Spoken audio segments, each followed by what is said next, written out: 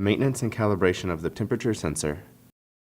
The temperature sensor measures the temperature of any water or standard. The temperature sensor must be completely submerged to achieve the most accurate reading. Maintenance. The conductivity, pH, LDO, ORP, TDG, nitrate, ammonium, and chloride sensors are all dependent on the temperature sensor for their readings, making it important that the temperature sensor is properly cleaned and maintained.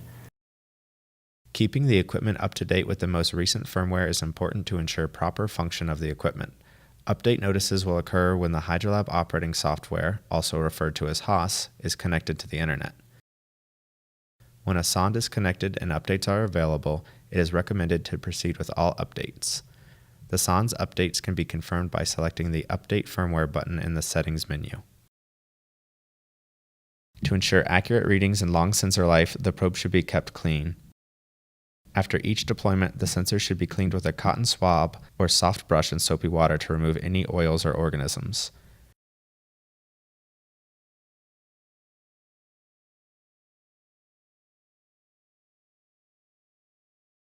Calibration. This sensor does not have a user-adjustable calibration, however, it should be regularly cleaned and checked against a calibrated temperature probe.